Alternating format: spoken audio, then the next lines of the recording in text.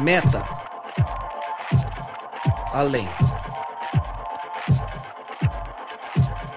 Noia, mente. Metanoia. Além da mente. Além do pensamento. Mais longe do que estou. Muito mais do que sou. Novas ideias. Novas convicções. Relevância.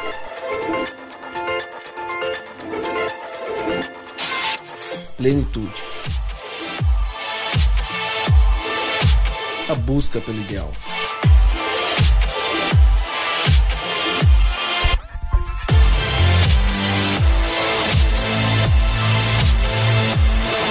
Metanoia. Expanda sua mente. Seja muito bem-vindo, começa agora mais um Metanoia, esse, o Metanoia 23, e mais uma vez você está convidado a expandir a sua mente. Meu nome é Lucas Vilches, como eu sempre digo, estaremos juntos nessa caminhada, esse é o nosso lugar, e é sempre aqui que nos encontramos. Toda segunda, às 8 da noite, um novo episódio é lançado. Então, semana que vem, volte onde você estiver, no SoundCloud, no iTunes, enfim, no aplicativo de podcast do seu celular, para nos escutar mais uma vez. Se ainda não ouviu os primeiros episódios, volte, escute o 22, 21, enfim, essa pequena história do Metanoia, ouça, porque tem sido muito edificante. Lembrando que se você tiver algo a falar, sugestão, crítica, um convite, um pedido, enfim, não importa o que, se comunique conosco, escreva para nós, podcastmetanoia@gmail.com, podcastmetanoia@gmail.com. Hoje, um tema muito recorrente na sociedade, vamos falar sobre crise de fé. Muita gente já viveu, muita gente vive a crise de fé. Vamos explicar o que estaria por trás, como sair, como viver, enfim, o que isso significa na vida de um cristão. Os convidados já aqui, começando hoje com ele novamente, Rodrigo Maciel. Cara, bem-vindo. Tava pensando aqui quando você tava falando aí. O que você tava pensando? Eu tava pensando que se eu tiver junto com você em toda a caminhada que você vai, porque você sempre fala assim, né, a gente tá junto nessa caminhada. Se eu tiver junto todo o tempo, eu já tinha emagrecido o que eu precisava, meu. Ele fala sempre, Ele fala sempre, caminhada. Eu tô nessa caminhada. É uma caminhada, não é? Né? Essa vida com Cristo não é uma caminhada? É uma caminhada. Caminho estreito. Caminho estreito, né? É isso aí. Mas Rodrigão, mais uma vez, bom demais estar aí com vocês. Rodrigão, vamos ao ponto, Rodrigão. Vamos lá. E aí ele já falou, ele gosta de falar antes de ser anunciado, né? Ele fala. Felipe Tonasso, ele ficou uns 3 anos sem aparecer. Aí semana passada ele voltou e tá aqui de novo, gostou, bonito. Porque hoje o clima tá tranquilo, né? O clima tá agradável e a gente tá feliz aqui de poder voltar a participar hoje nesse podcast, falando de um tema que eu acho realmente uma realidade aí de, pelo menos, a maioria dos meus amigos que eu converso e tenho contato hoje em dia, todos já passaram por uma crise de fé. E eu acho que você que tá ouvindo a gente já passou. Se não passou, meu amigo, tenha certeza, você passará por uma crise de fé, porque a gente vai acabar descobrindo aí que os homens que têm a fé provada são aqueles que conseguem ter uma fé depois muito mais madura e fortalecida, né? Então, eu acho que a crise faz parte do processo. Vamos conversar sobre isso. Muito bom estar aqui de novo. É isso aí. E nosso terceiro convidado, primeira vez, né? Primeira vez dele, Felipe Rodrigues. É até estranho falar isso, né? O Filipinho, Little Philip. Little Philip. Bem-vindo, Fê. Obrigado por ter dessa vez aceito. A agenda do menino é complicada, né? Cheio de compromissos. Plantões. Bem-vindo. Não precisa ficar nervoso, você vê que é tudo amigo aqui, é tudo família. É o homem dos plantões do reino. Tô nervoso pra caramba aqui, alegria estar aqui com vocês, só tem fé nessa mesa aqui, mas vamos lá, né? Vamos falar de crise de fé. Não sei o que eu vou falar, mas a gente vai falar. Você pode começar contando das crises que ele tem, né? A gente podia ouvir ele hoje, né? Primeira vez. Um bate-papo com o Felipinho. A gente muda a vinheta, Juan. Coloca um bate-papo com o Felipinho e ele fala. Não, vocês são meus amigos, vocês vão fazer isso comigo, não. Bem-vindo, Fê. Obrigado. Valeu, obrigado. É um prazer estar aqui. Tamo junto na caminhada, Rodrigão. É isso aí. Tamo junto na caminhada. Mais um pra caminhar com a gente. Podia virar um Cooper, né? Virar uma corridinha. Se fizesse um Cooper, tava magro já. Bom, vamos lá. Falar de crise de fé. Como eu muitas vezes faço, eu vou atrás ou do significado, ou enfim, da definição etimológica, eu fui buscar o que significa crise, e eu até me espantei com a definição etimológica da palavra, porque não tem exatamente a ver com a forma que a gente aplica. Ela é muito mais profunda, inclusive. Crise, a definição ela é complexa. Crise vem do grego crisis, que significa ponto de virada de uma doença, como usado por Hipócrates e Galeno. Isso toda a definição. Deriva do verbo krinein, que é separar, distinguir, julgar, de uma base indo-europeia, krei, que é colher, escolher ou distinguir. O sentido básico se situava em um momento de decisão, mas agora se usa mais para designar a situação que nos leva a tomar uma decisão, ou seja, tentando traduzir. A crise está sempre ligada a algo que temos de fazer, separando um ponto de outro, julgando as possíveis consequências. A gente pode usar isso durante todo o programa, e se vocês precisarem eu retomo, porque eu achei muito profundo isso. Vai precisar de uns 12 programas, eu acho, pra gente entender só essa etimologia. Só disso. Enfim, usando isso de base, e depois a gente vai voltando pra gente argumentar o que a gente for usar, eu queria saber de vocês, e não precisa contar tudo, porque isso aqui não é uma sessão de terapia, tá, Tonasso? Nossa. Não, porque ele já viu, não, porque ele falou que não entendi porque toda a história dele. Entendi. Falei, vamos leve. Tá bom. Vocês já viveram uma crise de fé? O que foi isso? O que sentiram? Como aconteceu? Enfim, como vocês identificaram isso e o que foi essa crise de fé? Já que eu tenho o direito de falar, eu quero fazer e quero devolver a pergunta a você, Lucas. Você já viveu uma crise de fé? Filipinho, você já viveu uma crise de fé? Eu acho que todos nós já vivemos uma crise de fé, mas eu gostaria de saber do Rodrigo se você já viveu uma crise de fé. Os caras estão de brincadeira. Tá faltando fé nessa mesa, né, meu? Eu acho que a crise, você pode, falando em senso comum, acreditar que uma crise é um vale onde, como você colocou, algo vai mudar de um ponto para outro. Essa crise, ela tá ali para talvez despertar áreas da nossa vida que estavam adormecidas, e nesse sentido eu creio muito que para construir algo novo num ser humano, ou em qualquer lugar, muitas vezes para fazer uma bela construção novamente, você tem que primeiro desconstruir o que está lá. Então a crise, para mim, é um sinônimo dessa desconstrução, para que algo melhor, talvez maior, talvez com um fundamento mais profundo possa ser construído. Quando a gente fala de fé, não estamos falando de crença. Não estamos falando da maneira que eu acredito ou que eu acho que é. Nós estamos falando do fundamento, de como eu experimento Deus, de como eu conheço a Deus. Então, eu acho que a crise na caminhada, que a gente está brincando aqui, de conhecimento de Deus, do exercício da minha fé, ela é extremamente necessária. Eu acho que sem essa crise, sem esse momento onde eu desconstruo para poder, através dessa provação da minha fé, dessa desconstrução daquilo que eu acreditava há pouco, e agora já não acredito mais, é nesse momento que eu acho que eu vou ser desenvolvido. Então, na minha vida eu tive vários momentos desses. A gente imagina que pode ser uma coisa muito grande. Eu abandonei um pensamento que eu tinha, eu larguei de frequentar um ambiente religioso. Você pode achar que é um evento grande, ou você pode achar que são pequenas crises, pequenos movimentos de desconstrução que você tem na sua fé. Você fala assim, olha, até ontem eu achava que oração era para isso, um exemplo. E eu tive uma crise em relação à oração. Já ouvi alguém falando uma coisa nesse sentido, uma coisa menor? E, cara, reconstruí o que eu acho de oração, o que eu acho sobre louvor e adoração. E eu tô citando coisas que eu passei por momentos de crise em relação a isso. Perda de alguém querido, sabe? Esse tipo de situação traz você para uma desconstrução. E que, na verdade, é um convite a uma construção de algo mais fundamentado. Então, eu tive várias crises de fé. E sei que a dúvida não agrada a Deus, mas a sinceridade do coração de quem quer conhecer mais a Deus em meio às crises, isso agrada muito ao Senhor. Essa busca de quem quer realmente encontrá-lo. Talvez a mais notória que eu tive foi enquanto fazia teologia. Tive uma crise grande em relação a se era o que Deus queria, o meu chamado e tudo mais. E a decisão que eu tomei para poder resolver essa crise, interessante, foi me aproximar mais de Deus, porque eu sabia que nele eu poderia entender melhor dessa minha falta de fé. Muita gente faz o contrário, né?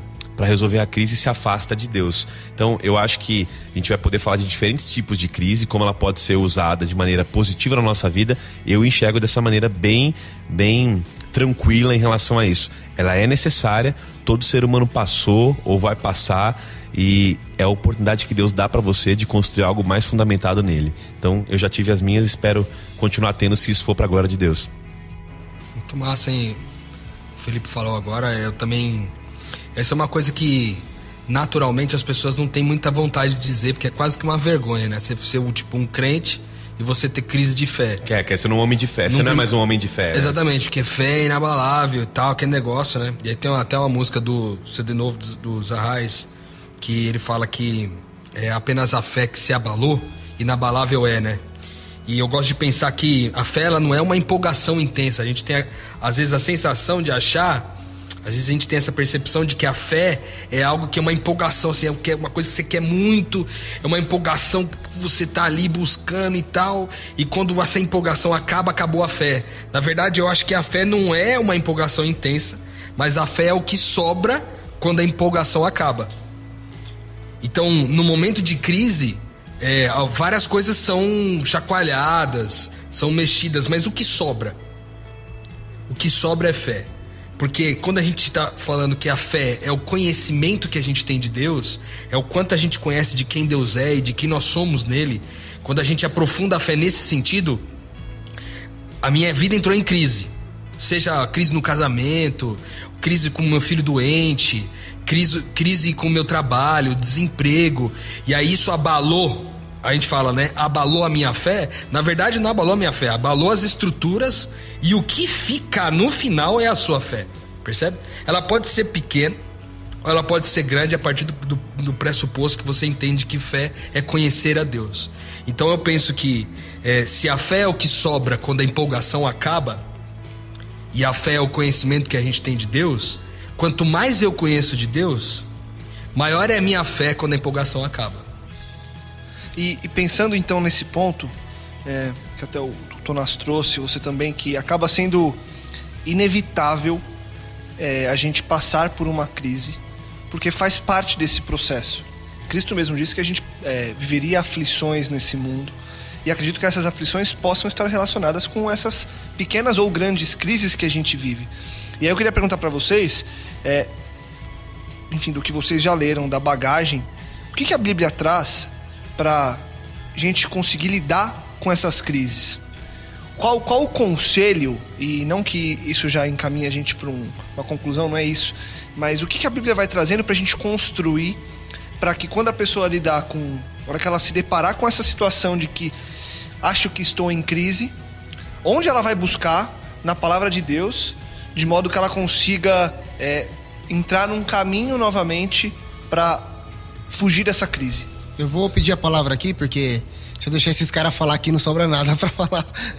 E aí sempre vocês vão falar aí, eu aprendi muito com vocês, então eu posso falar com propriedade que tudo que eu vou dizer aqui, eu aprendi muito com vocês e com o conteúdo que a gente absorve durante esses anos que a gente convive junto, nessa caminhada aí que a gente tá. Mas eu gostaria de dizer que de todas as crises que eu passei, e o Lucas perguntando de como sair dessas crises, o que a gente aprendeu, né? Uma das crises que eu tive, que muita gente teve, é de sempre tentar solucionar o operacional da forma que eu acho que seria mais fácil, da forma que eu acho que seria melhor. E depositar a nossa fé em pessoas e naquilo na capacidade delas. E quase todas as vezes eu saí frustrado dessa situação. Ao ponto de chegar e quando a gente chega na crise, a gente fala assim, então seja feita a tua vontade e agora é contigo, não tem mais o que eu possa fazer. Eu acho que Deus, Ele quer mostrar pra gente que isso deveria ser desde o começo, né? Uma das coisas que a gente aprendeu é que Ele diz que Ele é o alfa, ele é o alfa e Ele é o ômega. É Ele que começa isso e Ele que vai terminar isso aqui. Então, e a gente fala muito isso, né? Que se eu sou uma criação das mãos de Deus e não é nada que Deus faça que deu errado. Então não tem como a gente dar errado. Então eu acho que desde o começo a gente tem que confiar em Deus e essa fé que deposita nele, tudo aquilo que a gente faz, sabendo que a conclusão daquilo ali é Ele que vai fazer, não sou eu. Mas a gente sempre tenta fazer com nossas forças e do nosso modo. Eu acho que a crise vem quando a gente não consegue. E acho que a melhor forma é confiar no Cristo, que é o alfa e o ômega. Um lance que o Rodrigo citou, acho que vale a pena a gente firmar aqui, Porque aparentemente, quando a gente cita que a gente tem uma amizade que antecede o podcast, é porque a gente já conversou sobre alguns assuntos na vida.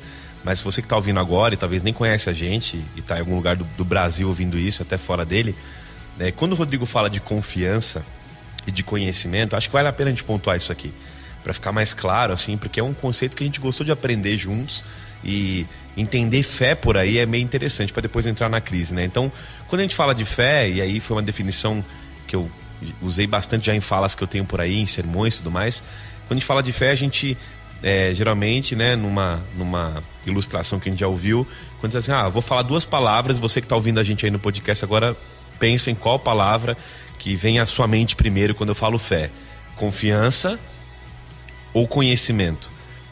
Qual dessas 2 palavras vem à sua mente primeiro quando eu falo em fé? Você que está ouvindo a gente, quase certo que você, como todo cristão, fala, não, fé é confiança em Deus, né? E nessa explicação, e que a gente usa muito entre nós aqui como amigos que somos do reino de Deus, a gente entendeu que a confiança, na verdade, ela não é a base da fé. A base da fé é o conhecimento que eu tenho de Deus, o quanto eu sei da revelação dele, o quanto eu sei, o quanto eu sou amado e cuidado por ele, que se diz, né, e se declara na Bíblia autor e consumador da minha fé. Ele que me dá essa fé, ele que consuma, ele que realiza isso em mim. Esse conhecimento de Deus, quanto mais profundo eu trabalho esse conhecimento, mais fé eu demonstro em confiança, ou seja, mais confiança eu deposito nesse Deus que eu conheço. Então a base da tua fé que está ouvindo, e eu creio muito nisso hoje, não é a confiança e o tanto que você consegue acreditar em Deus e se empolga, que nem o Rodrigo falou, eu tô crendo, eu tô empolgado. É justamente o contrário, é o quanto você conhece de Deus, quando essa empolgação some e quando a tua confiança está abalada. Porque o que vai segurar você, quando a tua confiança abala, é o conhecimento que você tem de Deus, né? Então, aquele texto de Hebreus que é muito citado em relação à fé, que fé é a certeza do que você não vê, fé é a convicção dos fatos que a gente não enxerga e certeza daquilo que se espera, ele vai dizer, é necessário que aquele que se aproxima de Deus creia que ele existe, né? E que ele é abençoador, recompensador daquele que o busca. Você não vai confiar naquele que você não acredita também. Exato. Ninguém confia em quem não conhece. Esse é o princípio, né? Ninguém confia em quem não conhece. E a Bíblia vai dizer que sem fé é impossível agradar a Deus. Agora, onde começa a crise da fé? A primeira crise de fé que vem à minha mente, ela começou no Éden. Por quê?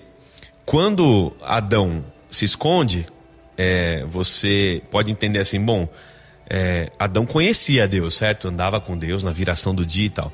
Mas Adão fez a sua própria imagem de Deus. Ele entendeu que Deus poderia puni-lo, ele entendeu que Deus poderia castigá-lo, ele sentiu medo, o pecado tirou essa inocência de Adão.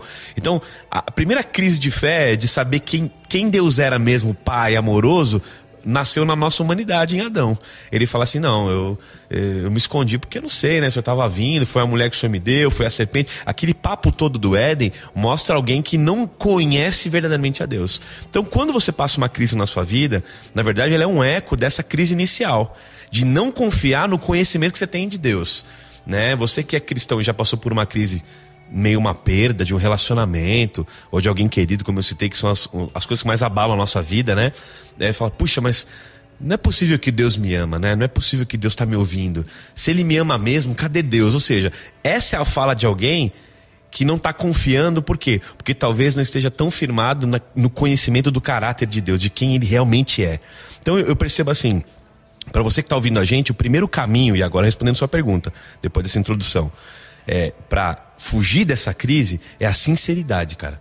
Sinceridade. Não tem nenhum outro caminho na Bíblia, e a Bíblia fala de muitos caminhos para você encontrar Deus, através de um coração puro, através de buscar ao Senhor em oração. Tem vários conselhos, mas um que está em todos eles, assim, subliminarmente ou bem explícito, Deus não rejeita um coração contrito. Deus não rejeita um coração sincero. Então, você não quer saber de Deus, você não vai correr para Deus, você não vai correr para a Bíblia. Se você está em crise, cara, você não quer nem saber de igreja, e ninguém que fale de igreja com você. Só que você tem que ser sincero com você. E sinceridade geralmente não é correr para Deus e nem para a igreja. Talvez você vai correr para alguém. E esse alguém nem sempre é alguém que tem Deus na vida, ou é alguém que se declara cristão. Você vai ter que abrir o coração para alguém. Eu não vejo alguém em crise sem sinceridade para abrir isso para alguém, podendo conseguir sair dessa crise. Eu não consigo ver alguém em crise sozinho, lá no quarto meditando, e do nada recebe uma luz. Eu acho que a crise leva você para a relação de sinceridade, não só com Deus, mas às vezes também pode correr para alguém. Tô falando isso porque eu passei por isso. Na crise eu corri para pessoas que eu confiava, para poder dizer que eu tava em crise. Porque são poucas as pessoas que você tem coragem de abrir o coração, entendeu? De falar assim, cara, eu não tô acreditando mais em nada disso, cara.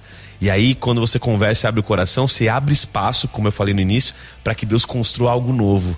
Fala assim, filho, até hoje você não me conhecia mesmo, né? E essa crise vai te fazer me enxergar melhor. Citando aqui um pouco de Jó, né?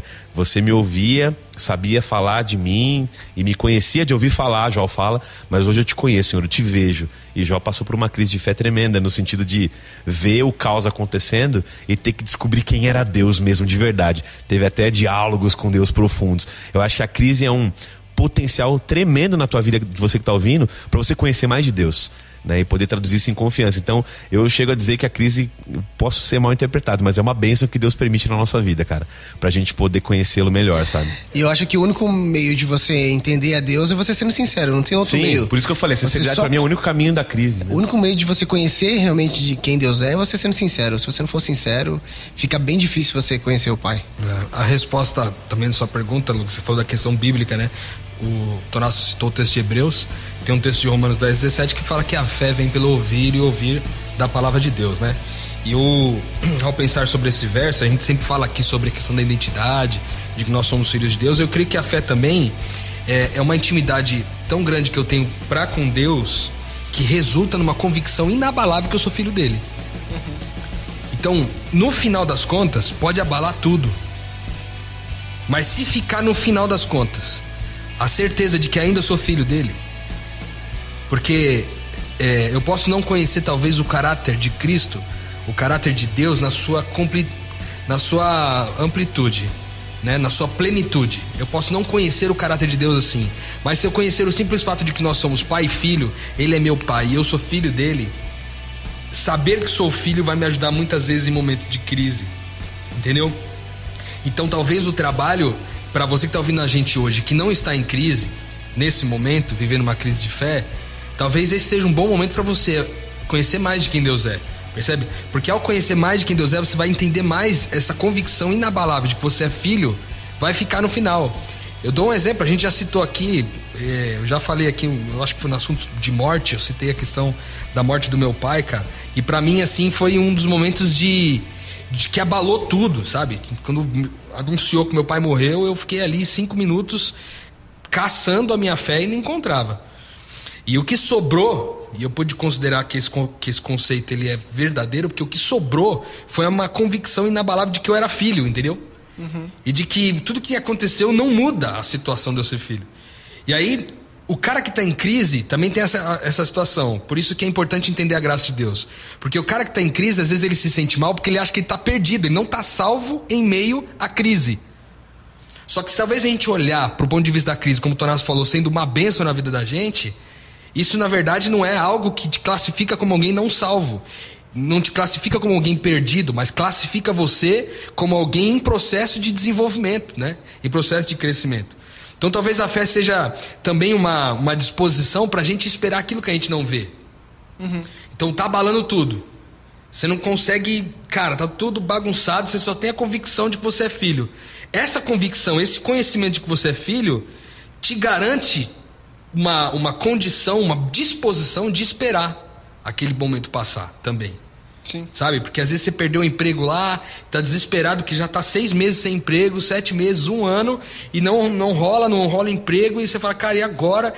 Ou seja, esse conhecimento que tem de que você é filho, você vai ser cuidado por Deus como um pai que ama, sabe? Você vai ser cuidado como um filho que é muito amado por Deus, e aí no final das contas você vai ter condição ou disposição para esperar mais um pouco. E quando essa crise, e é muito legal você trazer a identidade, porque a identidade realmente vai ser a base da perspectiva que eu vou ter da situação. Então eu vou ver a crise como algo, como uma bênção, quando eu tiver a convicção de quem eu sou em Deus. E aí eu vou fazer uma pergunta, e às vezes eu faço umas perguntas que é mais para a gente tentar entrar num ponto da discussão, que muitas vezes pessoas que não têm as convicções que às vezes a gente demonstra ter, o que a gente tenta buscar, às vezes as pessoas pensam em alguns pontos que parecem até óbvios, mas o ponto que eu quero trazer é o seguinte: e quando essa crise, em vez de estar em mim, como ser ou não um filho de Deus tá na pessoa que até acredita e fala, cara, eu sei que eu sou filho de Deus, mas será que ele é meu pai? Entendeu? Será que ele continua sendo meu pai? Será que o amor dele...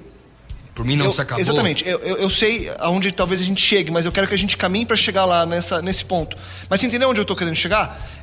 Porque muita gente olha para cima e fala, numa situação como a que você passou, tá, eu sou filho de Deus, eu vivo, eu creio, mas e aí? E de você para mim? Cadê você? Onde você tá? Você me ama? Eu sou seu filho. Porque se a gente for trazer um paralelo para a vida humana, existem vários casos, se a gente for fazer essa analogia, de pais que abandonam os filhos e os filhos continuam sendo filhos daquela pessoa pro resto da vida. E aí a pessoa pode vir e falar, tá, e aí? Deus me abandonou. Como essa pessoa vai sair dessa crise que ela tá passando em olhar para cima e falar, e aí, quem é você? Cadê você? Você me ama? Eu sou seu filho, mas... Cara, eu acho que Deus tem um tempo e Deus tem um jeito específico de lidar com cada um, sabe? A gente tem muitas respostas pra tudo e um podcast, então, aqui leva a gente a ser viciado em querer dar respostas, né? Não, eu acho que isso vai acontecer, eu penso que isso é assim. Cara, eu acho que isso é um mistério, entendeu? Literalmente eu assumo o mistério e me escondo nesse mistério de saber assim, olha, tem gente que tá em crise e pode estar ouvindo a gente em crise de fé mesmo. Quando, por exemplo, a religião que você vive não faz sentido, cara, pra mim essa é a melhor crise que tá passando na sua vida agora, entendeu? Se você tá achando que a sua fé, a sua religião que você exerce, pratica, ela não faz sentido, isso faz, pra mim é uma grande oportunidade que você tem de começar a repensar o processo. Agora, como você vai sair dessa? Aí eu vou dizer, nós temos um Deus que se coloca como o Espírito Santo e ele sabe trabalhar com a gente, cara. Se tem alguém que sabe trabalhar com a gente, é o Espírito Santo de Deus. Eu já ouvi muitas histórias de gente que estava em crise de fé, como você falou, não se sentindo, fala, até sei que eu sou filho de Deus, mas eu não sei cadê Deus, porque de novo a gente volta no que a gente falou, a fé se tornando um instrumento de manipulação de Deus, daquilo que eu quero dele, do que eu espero dele, e não de quem verdadeiramente Deus é, e eu conheço e creio nos desígnios eternos de Deus. Eu sei que Ele é isso, eu creio que Ele é isso, eu sei que Ele é recompensador, é necessário que eu creia e me aproxime dele sabendo disso. Não, quando eu tô fora desse vínculo, eu tô olhando Deus de um jeito diferente, a crise realmente ela não tá em Deus, cara, e nem tá em mim, mas tá apenas na minha visão distorcida que eu faço de Deus. É aquela velha história, a gente inverteu a história, nós estamos fazendo Deus a nossa imagem e semelhança. As crises que eu tenho eu jogo pra Deus, e Deus tá só esperando, cara, quando é que você vai abrir o coração pra mim e deixar eu ser seu Deus? Então eu vejo com muita clareza isso na Bíblia, nos homens de fé, cara. Por exemplo, Paulo, quando ele fala assim, Senhor, tira o espinho da minha carne, e aí ele roga várias vezes pra Deus, você acha que isso pode ser uma crise de fé? Porque ele fala assim, por que Deus não tira? Ele me ama tanto, eu sei que ele é um Deus de amor, e ele fala tanto de amor, Paulo, que Deus escolheu a gente e tal. Aí Deus vai lá e responde para Paulo, né, no meio dessa aparente crise que ele estava tendo. Olha, minha graça te basta. Aí é tão interessante você ler o texto, depois ele fala assim, se eu sou no sofrimento, eu sou mais forte, porque tu és forte em mim, a tua força está em mim, então eu vou me alegrar em todo sofrimento, fraqueza. Ele começa a entender mais de Deus. Fala, se é isso que me faz ser e te conhecer mais, ser quem o Senhor quer que eu seja, eu quero mais disso para minha vida. Já imaginou que é pedir, entre aspas, mais tribulação para poder ser mais parecido com Deus? Então assim, é meio esquisito falar. Você tem Elias, cara, que entra numa crise absurda, Jeremias, os caras eles choram, pedem a morte, eles pedem a morte. Senhor, por que o Senhor me trouxe? O Jonas entra numa crise absurda também. Por que o Senhor me trouxe no mundo? Eu devia ter morrido, o Senhor não devia ter trazido para viver isso e tal. Cara, e aí Deus fala assim, eu preciso me manifestar a você. É em meio a isso que eu vou me manifestar. Pra cada um, Lucas, foi de um jeito, cara. Pra um foi no meio da brisa, pra outro foi através de um milagre que ele fez o cara participar, pra outro foi através de uma cura não dada, pra outro foi através da morte, cara. O cara teve que sofrer a morte pra entender a crise, entendeu? E até que ponto iria. Então assim, eu confio muito no trabalho do Espírito Santo. Eu não sei como falar, eu me escondo nesse mistério, sabendo que Deus tem um tempo e um jeito de lidar com a nossa crise. Então, você que ouve a gente e passa por essas crises de fé, que a gente colocou aqui como uma coisa positiva, aparentemente, dentro de uma caminhada cristã, fica tranquilo que Deus tem um tempo e um jeito de te encontrar. Ele vai te encontrar.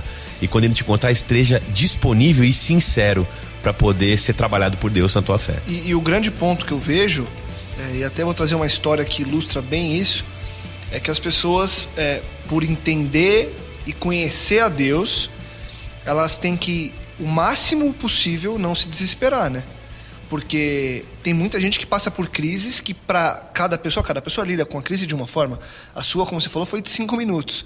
Tem gente que em 5 minutos se desespera, assim como tem gente em muito mais tempo também fica extremamente desesperada e não consegue ver uma saída. Porque eu acho que o grande problema da crise é quando a pessoa não conhece que Deus tem um tempo e que as coisas vão se resolver, e aí por força própria ela começa a buscar e correr, e aquilo se torna desesperador, porque ela por força própria não vai conseguir fazer nada, e aí ela cai na própria armadilha. Eu encontrei uma história que eu achei fantástica, e isso me deu uma paz quando eu li, e eu quero trazer para vocês. A história de um homem, ele estava aprendendo a mergulhar no mar, e aí o instrutor, na hora de fazer dar as dicas, ele fala assim: se você chegar no fundo do mar e descobrir que o seu oxigênio está acabando, você não pode entrar em pânico. Relaxa. Se você entrar em pânico, você vai morrer. Por quê? Porque o pânico gasta muito oxigênio e vai te impedir de voltar à superfície. Em vez de entrar em pânico naquele momento, descansa e relaxa. E esse cara que estava ouvindo as instruções, obviamente achou aquilo algo totalmente esquisito, ridículo, estranho. Porque para ele, se realmente faltasse oxigênio, ele não ia pensar 2 vezes antes de querer se salvar de qualquer forma, usando toda a energia que ele tivesse.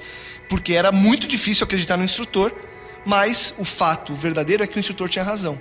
Por quê? Porque da mesma forma que a gente pensa na crise de fé, para a gente sobreviver a essa crise, lá embaixo na água ou na crise de fé, a gente não pode entrar em pânico, nem gastar nossa energia tentando chegar rapidamente à solução. Por quê? Porque a gente tem que voltar, e aí eu achei essa parte da história muito legal, a gente tem que voltar calmamente para o modo receber, que é a fé, focando em Jesus e respirando espiritualmente. Só assim existe a possibilidade da gente chegar à superfície de novo. Cara, essa história ficou muito legal, sabe por quê? Porque traz uma aplicação da fé com a obediência. Porque é o seguinte, a instrução do instrutor foi o quê?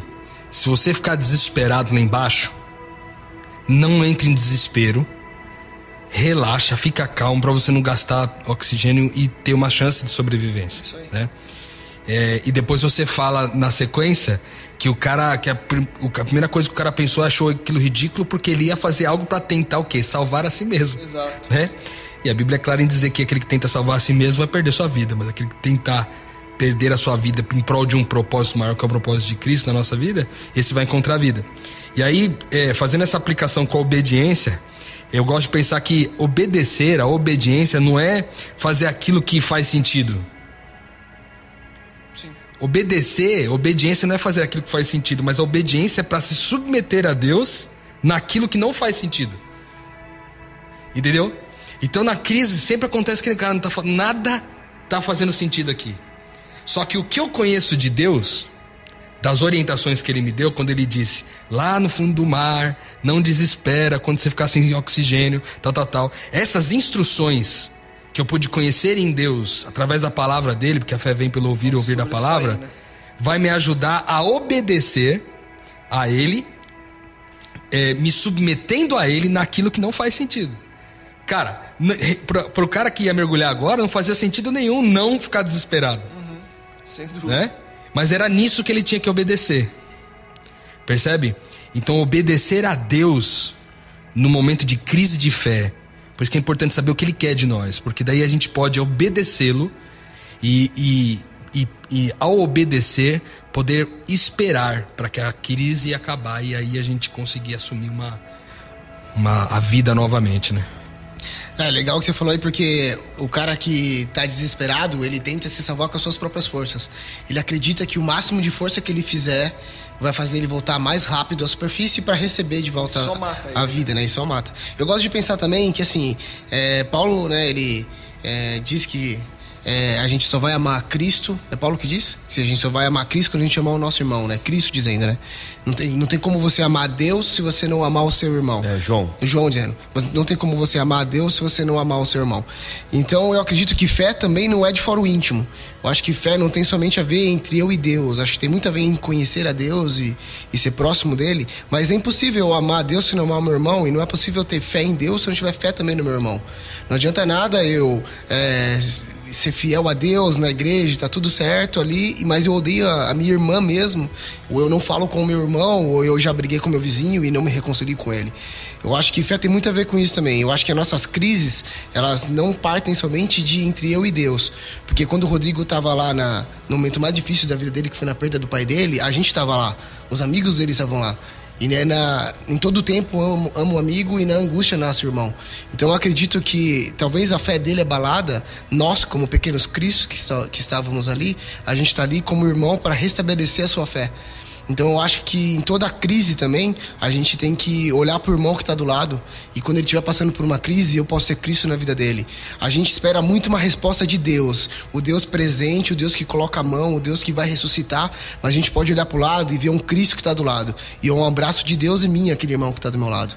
Talvez Deus não venha para me dar um abraço fisicamente naquela hora, mas através do meu amigo que está ali do lado, meu irmão, é Deus me abraçando. Eu acho que isso é uma metanoia, eu acho que isso é uma maturidade. Eu acho que isso é a gente não se abalar no momento de crise. Entender que meu irmão está ali do meu lado. E do mesmo jeito que aquele momento eu preciso dele, no momento que ele mais precisar, eu vou ser Cristo na vida dele, eu vou estar ali do lado dele. Um dos momentos mais difíceis na minha vida, que eu estava passando por uma crise, foi quando eu estava no Uruguai. E ali eu estava numa missão no Uruguai, né? Nós estávamos lá.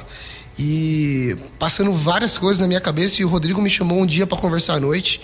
E ele não sabia o que passava na minha mente ali, e todas as crises que estavam acontecendo comigo, mas as palavras dele para mim foi uma palavra de Cristo.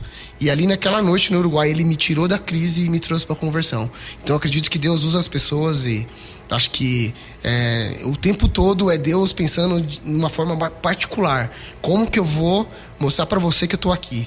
Então eu acho que ele nunca nos abandona. Para aquela pessoa que espera sempre uma resposta de Deus, ele nunca nos abandona, e de uma forma particular ele tem uma conexão com cada um de nós. Esse conceito que o Filipinho falou é muito louco, porque o que ele está falando é o seguinte: a gente está falando de forma prática de como enfrentar a crise, né? Então o que o Filipinho está dizendo é, cara, procura não enfrentar a crise sozinho. Sim. Né?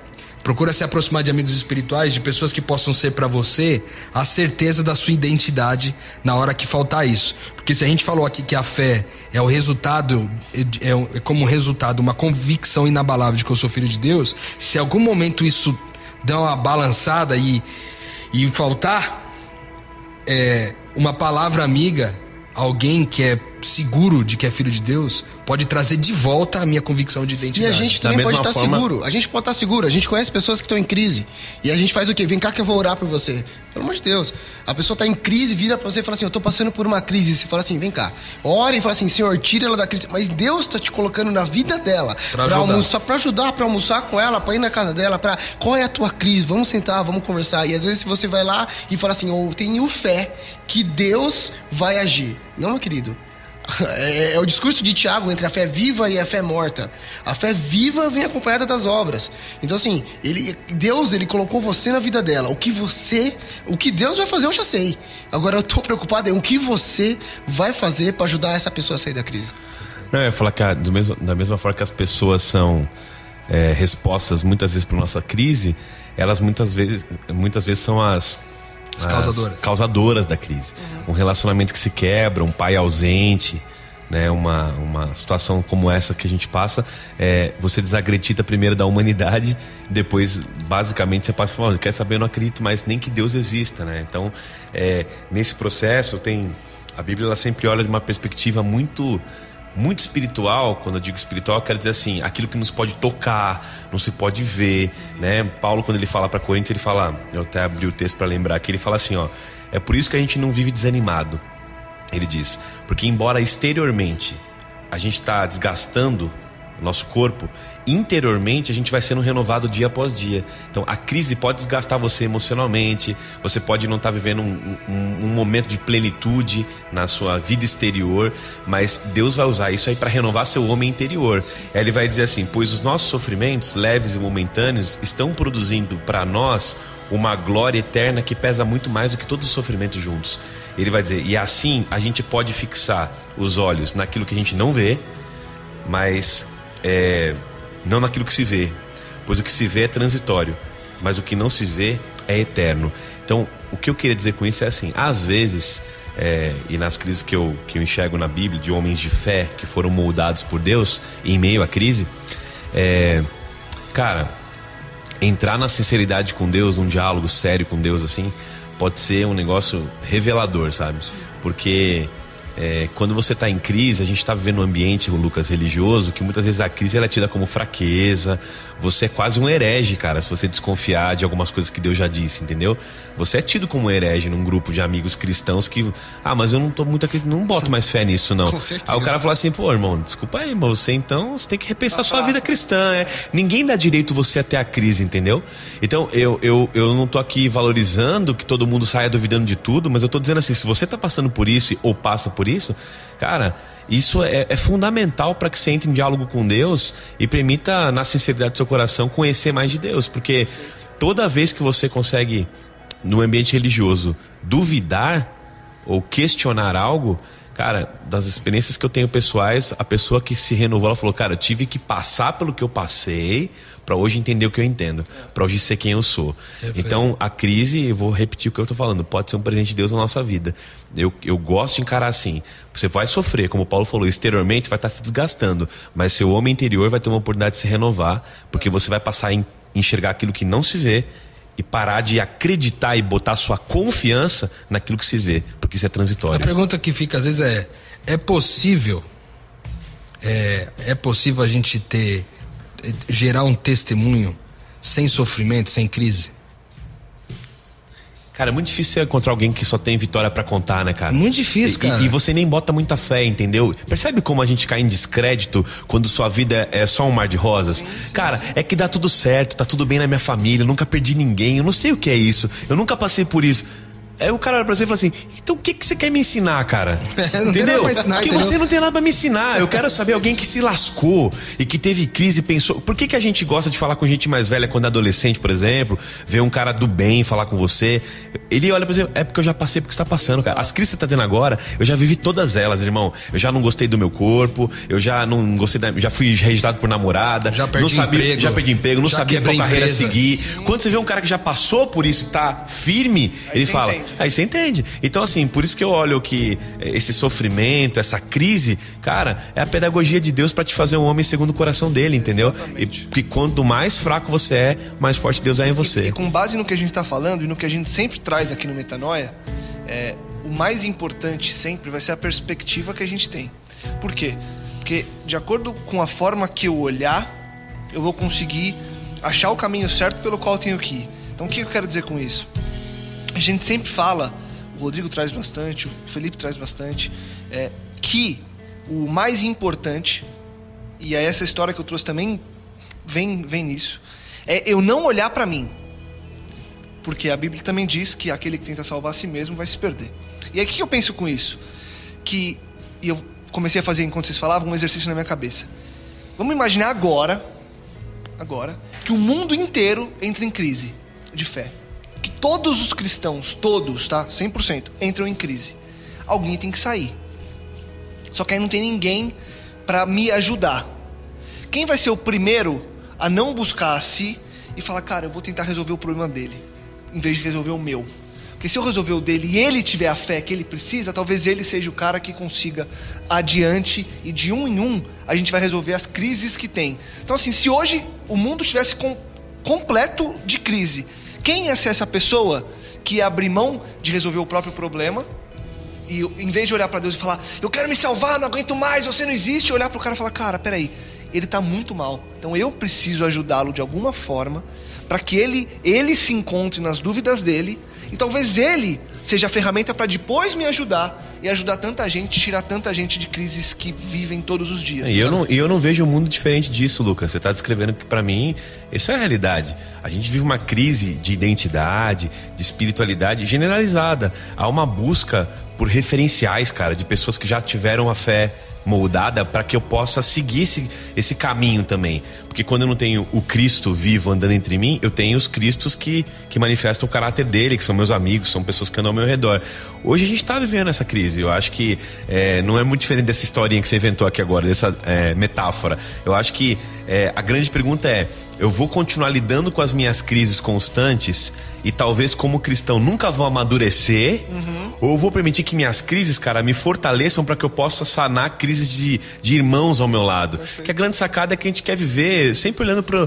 Deus não resolve o meu problema. Deus não responde a minha oração. Deus não se manifesta para mim. Deus não se prova para mim. Sempre eu, né? Sempre eu. Então, o dia que você vencer essa primeira crise, que é a crise do Éden, que é, na verdade, vamos voltar lá no céu, então é a crise de Lúcifer, que olhou mais para si do que para Deus. Quando você não vencer a crise do ego, que é o Espírito Santo que vai fazer isso com você, cara, você não vai conseguir vencer as outras crises. E que dirá as crises que estão ao seu redor, entendeu? Então, alguém assim que passa por ela e se permite ser renovado, como disse, no homem interior, esse cara, ele é um pequeno Cristo aí, resolvedor de certamente ser um instrumento para resolver muitas crises de outras pessoas. Quantas vezes, cara, eu já vi alguém aqui nessa comunidade que a gente trabalha junto e tal, ou em algum lugar com juventude, sendo numa palavra ou num exemplo a aprovação da fé de outro.